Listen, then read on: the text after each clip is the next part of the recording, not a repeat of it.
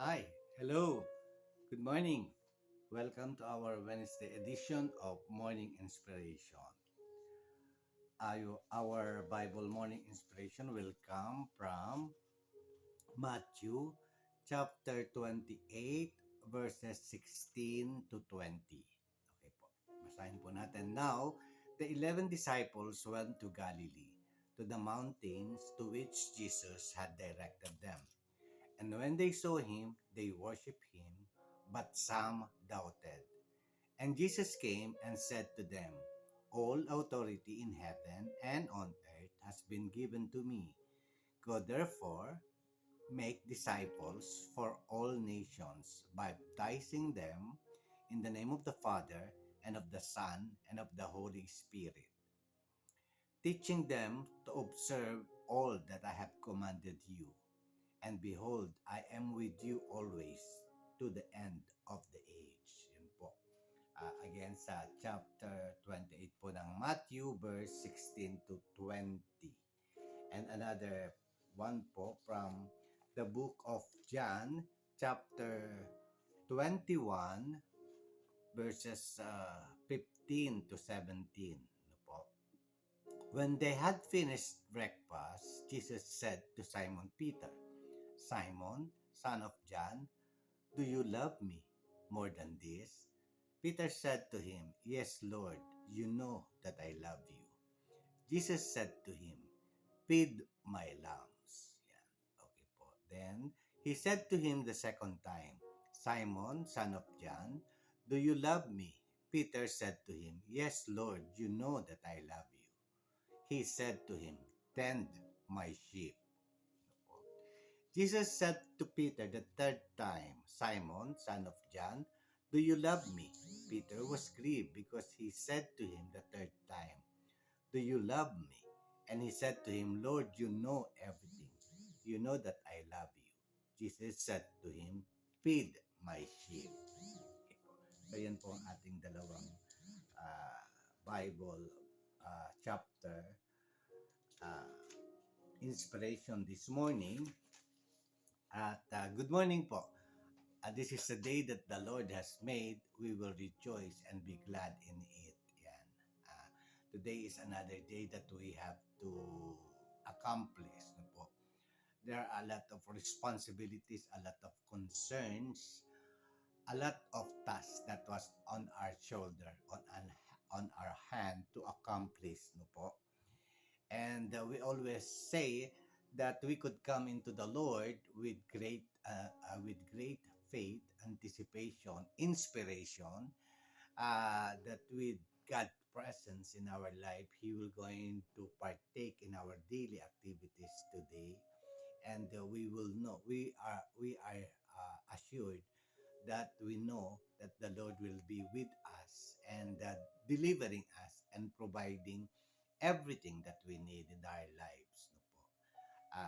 God is so gracious. God's graces and mercies are always new in the morning. And He promises that everything that we touch will turn into gold. No po? And we all know that the Lord has greater plans for us, not to harm us, but to give us a wonderful, blessedful kind of life. And we all know that if there's no way on our on our own, God will always make a way for everything to be able to accomplish His greater purpose in our lives. Po. Today's reading po and today's inspiration happened after the Jesus has risen from the dead after 3 days that Jesus from the death from the cross of Calvary. These Bible verses that we have read, first yung kay Peter, it happens in that the conversation of Peter and Jesus took place in Tiberias, a lake in Galilee, after Jesus had risen. Yun naman pong he was with the apostle, with the apostle when he talked to Peter about this, no po. And yun naman pong sa ano natin sa Matthew chapter 28 verses 16 to 20. It happened when sa Galilee naman po, to the mountain where Jesus instructed them to meet, no po.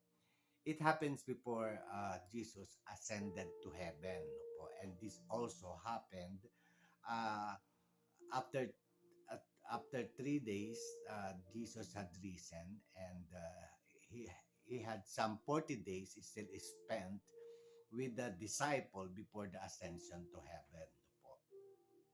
So this disciple dito po sa Galilee, sa mountain of Galilee before ascension, Jesus have instructed the 12 apostle na sinabi niya po, "Go therefore and make disciple of all nations, baptizing them in the name of the Father, and of the Son, and the Holy Spirit, teaching them to observe all that I have commanded you. And behold, I am with you always to the end of age." So this is actually where the the formulation of the Great Commission of God, no po, was formed. No po. Uh, the 12 disciple was mandated by God, instructed by God to go, no, to all nation, and share the word of salvation and the gift of eternal life, no po. So this is all where it happens, no po. This is where the great commission of the 12 disciple was formed by the Lord, and they have the ultimate goal of sharing the gospel of salvation and eternal life to the forthcoming generations. Yan po. Dito po nagsimula yan. So, it was the first and foremost priority of the Lord given to the disciple to go and baptize the and share the word of salvation to all nation, to all mankind. To po. This is all. This is where the Great Commission has started. And we know that it was so effective. No po. This was so effective. This Great Commission uh, was to receive the instructions of Jesus Christ to the 12 apostles was been so uh, uh, successful because it has reached us now, this generation. Ano po, nakarating po sa atin yung message given to the disciples 2,000 years ago.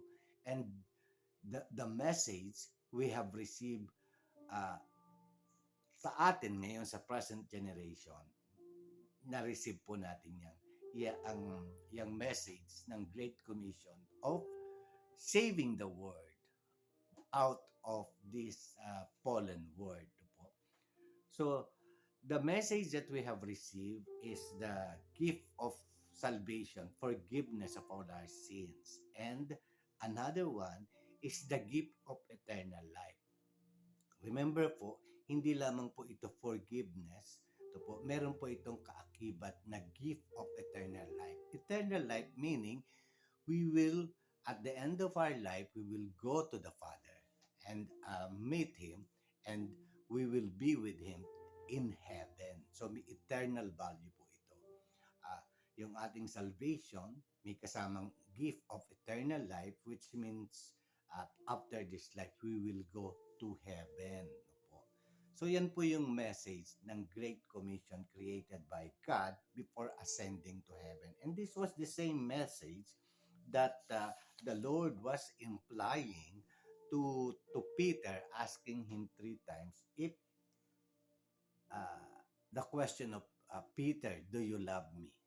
Jesus was asking Peter about the question of if he truly loves Jesus. And the same time, with the 3 questions of that asking if Jesus was loved by Peter, Peter also answered 3 times with a yes. And with the yes answer of Jesus, Peter, there was three instruction given to Peter, no po. Ah, ang sabi niya po doon sa una, feed my lambs, no po. Doon sa pangalawa naman po, tend my sheep. At doon naman po sa pangatlong katanungan niya, ang sagot naman po at sumagot si Peter, ang sagot naman ng Panginoon, feed my sheep. And we could see there is an instruction given by the Lord Jesus to Peter, no po. With the assurance that Peter loved him, he knows that Peter will going to do whatever uh, Jesus will ask for Peter to do, no po. And yun nga po ang sinabi ni Jesus, feed my lamb, tend my sheep, and feed my sheep. This scenario happened also after the resurrection of Jesus Christ, and he was preparing in in effect, he was preparing the disciples to the great commission that he will going to create to be able to continue his work of salvation for all generation to come and to all mankind and to all nation. Ano po?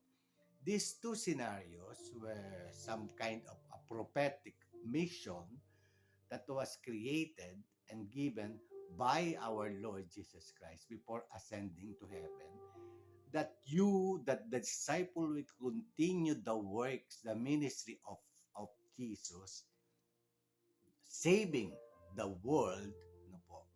Uh, and this will be done first and foremost by the 12 disciples. The Great Commission is started with with the with the 12 disciples, and it has reached us at this point and time. Po, nakarating po sa atin yung message na yan 2,000 years ago, from Jesus to the disciple and to the disciple to us. We have received the gift of salvation and the promise of eternal life. No po. So, as we could see, no po, and with that also, sabi ng Panginoon, doon po sa Matthew, and behold, I am with you always till the end of ages. No po. So meaning to say, I am with you always to the end of ages. Because after this ascending to heaven, he had promised the Holy Spirit that once we acknowledge him as our personal Savior and Lord, the Holy Spirit will be dwelling in us. And that is to to to to to manifest the promise of he will be with us. Now the Lord is will be with us through the power and the ministry of the Holy Spirit.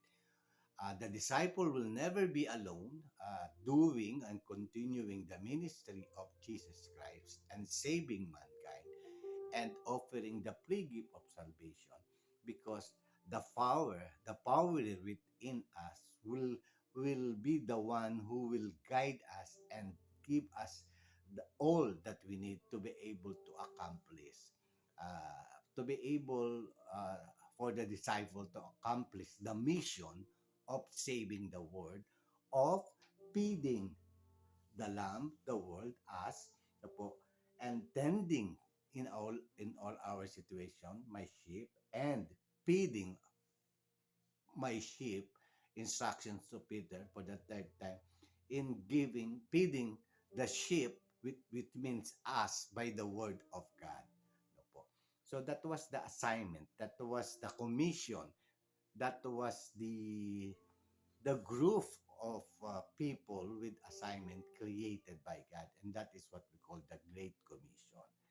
Remember po, when we accepted the Lord as our personal Savior and Lord, according po sa Revelation, our name will be included in the book of life. No po. In the book of life, all those who had been saved and acknowledged the Lord as personal Savior and Lord, and all and there is a gift of eternal life when we do that, no po. if we have done that, when our time on earth is finished, we will be facing the judgment of God. And when our name will be included in the book of life, then we could enter the glory of heaven. No po? So, meaning to say, if the message of salvation didn't reach us, or if the message of salvation and eternal life was been rejected by the people, at the end of these ages, their name will not be included in the book of life that will be open once we face the Lord in heaven. So we will not be included in heaven, but we will go into the eternal lake of fire, eternal heaven, or eternal lake of fire. So the message is so, the Great Commission has a great task and assignment, no po, that was given by the Lord Jesus Christ to save mankind and to continue the ministry, saving the world, and the and offering the free gift of salvation. So what does it means to us? Katulad po ng sinabi ko, uh, the the commission that was been created by God to to save mankind, to po, the Great Commission through the 12 apostles, no po, it has now reached us. That is why we have received the Lord as our personal Savior and Lord, and we have the gift of eternal life. So, this work of the apostles 2,000 years ago is continuing. It has life continuing, and it has reached us. And this continuing mission of the 12 disciples, it is now our responsibility to share it to others. Sabi po ng Bible, no po, na once you are saved, once you receive the Lord Jesus as your personal Savior and Lord, and receive the free gift of God, of eternal life, you and our entire household will be saved. So po, pag na-save po tayo, at ang pangako ng Panginoon, ang lahat ng ating pamilya ay masasave. So there is a lingering instruction to share what we have received. We should have the the the the desire to share the glory of what we receive, the glory of salvation, and the promise of eternal life. Our salvation doesn't end with us alone, but we have the same assignment of the 12 disciples to share it with others. No po. So, kagalakan po natin, supposedly, ang i-share yung glory and happiness that we have received when we accepted the Lord Jesus as our personal Savior and Lord to others. No po. We should be also an effective messenger of the gift of salvation and the gift of eternal life, no po, sa ating mga pamilya, sa ating mga kakilala, sa ating mga kasamahan in whatever interaction with other people uh, we are doing. First and foremost, we have the same assignment ng disciples nung in-instruct sila ni Jesus na go and save the world. Go therefore and make disciple of all nations. Sinabi niya po, go therefore and make disciple of all nations. Meaning to say, pag na-receive mo yung gift of salvation, you are now a disciple. Meaning to say, you are a disciple. You are one of the 12 apostles of God at the present generation. So, pag sinabi pong disciple, there is a tendency or there is a command that you will going to tend to other, just like what Jesus have said to Peter, feed my lamb, tend my sheep, and feed my sheep. Meaning, We have now the responsibility to share our faith and feed uh, our uh, our loved ones, our friends, and everybody. Tend my sheep and feed my sheep. Feed my lamb, feed my sheep, and tend to my sheep. Meaning, we should share the glory that we have received from the Lord. So, napaka-importante po that we continue the ministry of Jesus God from the 12 disciples to 20, 2,000 years ago. It has reached us. So the goal is to reach more of the coming generation to be able for us to come in the presence of God after this age and come into uh, heaven with God our Father po. So that is actually the purpose of the Lord po, to spread out. And we should, as Christian, we should have that desire. We should have that happiness to share the glory that we have received from the Lord. No po. We should, if we love people, if we love our family, we will share it because accepting the Lord as personal Savior and Lord and receiving the free gift of eternal life, it has an eternal purpose. Otherwise po, hindi natin sila makakasama kung hindi natin sila makakasama sa kalangitan kung hindi po sila tatanggap sa ating Panginoon bilang Panginoon at tagapagligtas at yung free gift of eternal life. It is very important if we really love our family, our friends, our association, our whatever it is, that to people that we love, out of our love to them, no po, we wanted to for them to come with us in heaven. Yun din po yung tanong ni Jesus. How many times kay Peter? 3 times. Jesus, do you love me? Yun po. So, if we love the Lord and the purpose of God's love towards us is to die on the cross, to be able to, for us to go again in the fold of the Lord and be with the Lord in heaven. So we should have that kind of love and desire of Jesus, no po, for other people to be saved and to receive the free gift of salvation and eternal life. Yun po kaya po 3 beses ni Jesus tinanong si Peter, do you love me? Because the key thing na gagawin po natin to share the happiness and the love and the joy of salvation and free gift of eternal life ay yung pag-ibig natin kay Kristo na nasa ating puso. At sa pag-ibig na yan, we are having all the desire to share this love of God and by accepting the Lord Jesus as personal Savior and Lord and the gift of eternal life. Because we love Jesus, because we love the people around us, we should share the message of salvation to others out of our love to them.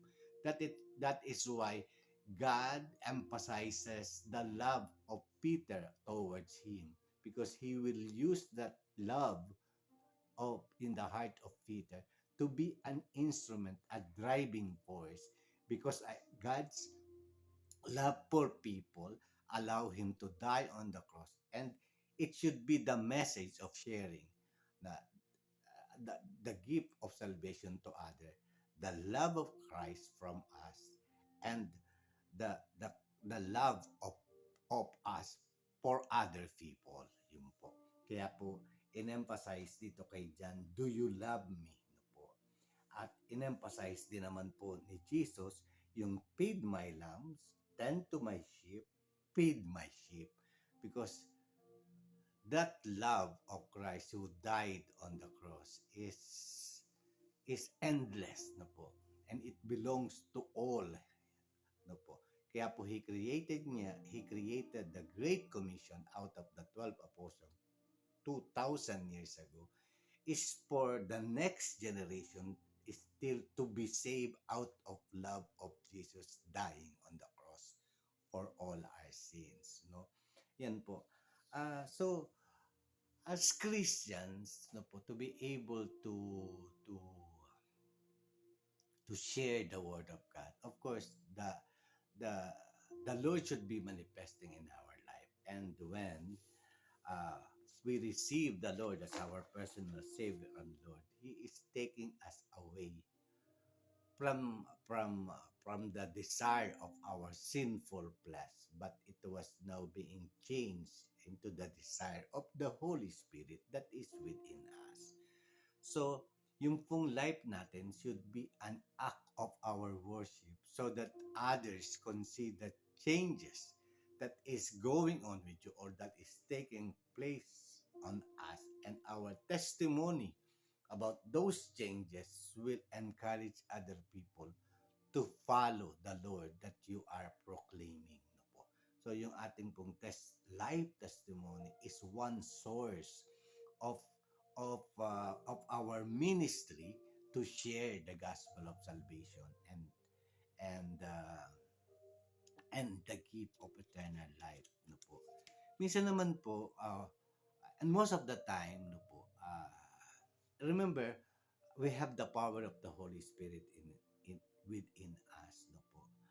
Ah, ang pinoproclaim po natin, ang sineshare po natin is Jesus, no po. The free gift of salvation and eternal life. Hindi po natin sineshare yung tayo, yung life natin, no? But we are sharing God's salvation to them. The message is Jesus. The message of salvation is Jesus. The gift of eternal life is the gift of being in heaven after this life. So, it is not us, no po, but the power of God living in us, katulad po ng sinabi niya doon sa Matthew, uh, and behold, I am with you always till to the end of the age. Ibig sabihin, the Lord will be with us sharing the gospel of salvation. Why is the Lord with us? Because of the power and the ministry of the Holy Spirit that is living inside of us. And that Holy Spirit is giving a, a testimony over our life, the changes that take place in our life, and it could be an instrument for others seeing the changes in our life through the power of the Holy Spirit. It would encourage other people to follow the Christ that we are sharing to other people that we love, no po. So in sharing ano po natin sa glory of God that we have received, we are sharing God. And whoever we are, that is not the point, no po. But the power of sharing God, the good news of salvation, is the power that is within us that will work, not us. Our testimony is about Jesus, no po. And our life is just a vessel of this testimony. And because of the power of the Holy Spirit fighting inside of us, people will surely see difference between our old life and our present life with Jesus. And that testimony, that changes, no po, because the spirit of this world is fighting against the sinful nature of ourselves, and definitely the Holy Spirit will win over in us, no po, dahil yun ang pangako ng Panginoon. And our life will become a real testimony of the miracles of God that is taking place in us. So, with that gift and with that blessing that will be taking place in our life is one source of sharing, is one way of sharing the gospel of salvation and eternal life. So it is a great pleasure for all of us Christians to be able to share our love for Christ by sharing it with our love to other people who have not yet received the gift of salvation and the free gift of eternal life. uh, it is our main responsibility. Our churches is having evangelism, lessons about evangelism, explosion, ano po, and that is one way for us, no po, teaching us to in evangelizing the world. That is ways of how we could approach other and introducing the love of Christ towards them. Yung pong buhay natin could be a living testimony, a way for us, a way, an instrument for the Lord to be able to use us to share the gospel of salvation. And there are lessons in our churches. Definitely, there is an evangelism lesson that is being offered by our churches for us to learn how to share the word of salvation. And also, there are the actual ministry of the Lord that every now and then we just have that urge to automatically tell about your story about God. That is your life testimony. And it sometimes just happen. Just happen. So we should be very attentive to the leading of the Holy Spirit. And if there is a way that we could learn how to evangelize, ay mas makakabuti po so that we could know how to start, what is the best way to start in sharing our faith with other people. Natandaan ko po ito, nakawento ko na rin po ito one time sa inyo when we were in Saudi Arabia. We are having classes, JIL pa po ako noon, and we are having classes for evangelization. May class po kami na tinatawag na evangelization. And part of the training on that is pupunta po kami sa mall sa Saudi Arabia po to, bawal po ito, pero nasa mall kami. And since no Bible should be open in the in the Bible, dahil bawal po yun na mag-open ka ng Bible sa mall o makitaan ka ng Bible, haram po yung, bawal po yun po, kasi that is a Muslim world po. So all our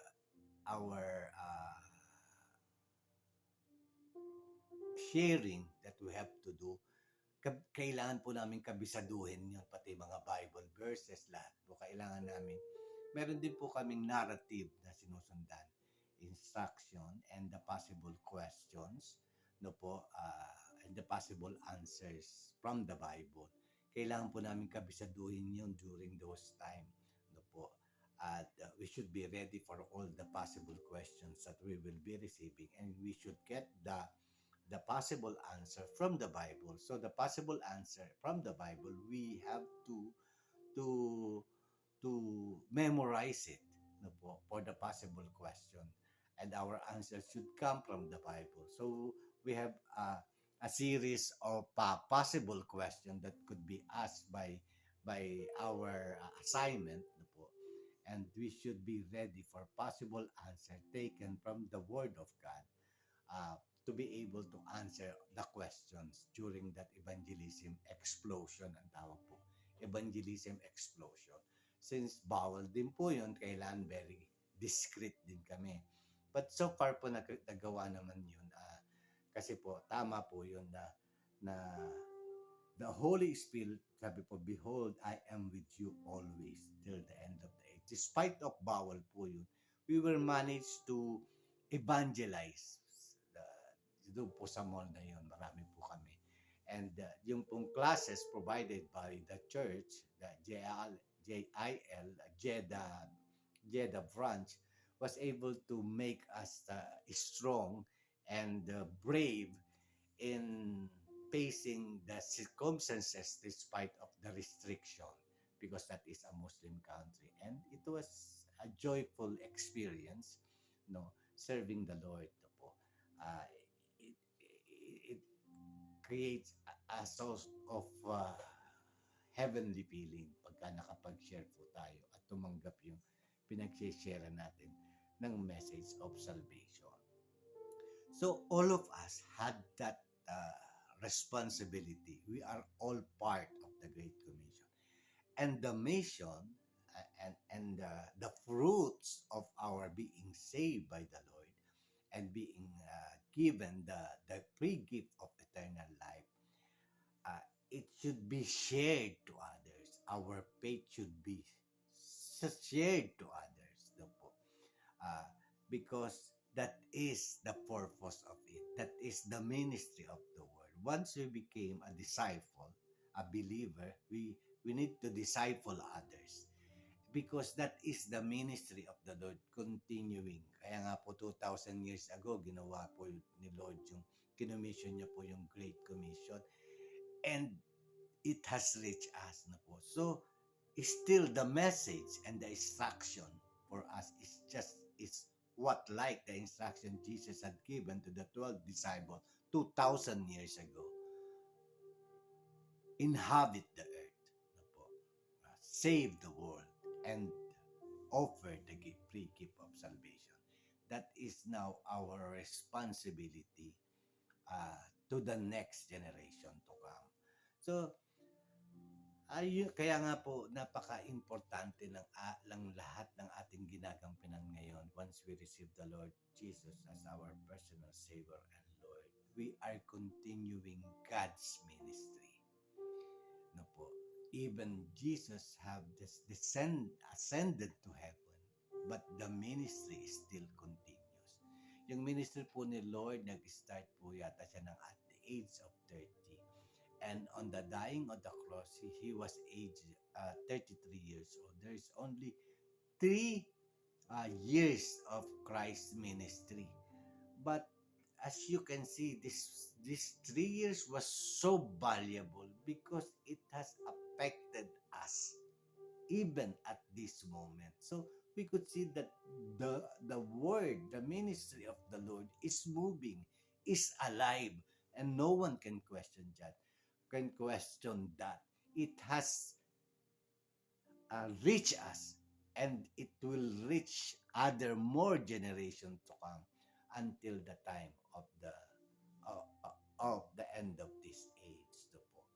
And we will be all together in heaven. That is the main goal of the Lord, for us to be with Him together in heaven. So you can see the powerful, wala na yatang greater power ka na makikita na nag-work from 2,000 years ago, and it has reached us, and it will reach more generation to come. So we could see the power of God, uh, and the assignment that He has put on each and every one of us to save mankind. Until there are people that need to be saved, the ministry will not end until God has chooses to say it has reached its point. But until then, we have to continue the work of the Lord and continue the work of the 12 disciples 2,000 years ago. And this is our salvation is and free of eternal life is a gift. This is a gift that we should share with others. It should not end with us, but this has a purpose. The gift that we have received, the saving grace of God that we have received, is to be shared to others. No po? We are mandated to share it to others. No po? Because we are serving the purpose of God in this life. No po? So with that po, I would say a happy Wednesday, and I hope we will be inspired, no po, not only receiving and taking all the, the the blessing of the Lord, the miracles of the Lord in our life, no po. When it is now overflowing with us, no po, we should have the Holy Spirit will encourage us to share it with others, no po. Hindi po ito dapat tumigil sa atin lang. Dapat po the glory, no po, should be shared to others, no po, with the purpose of eternal purpose of God, no po.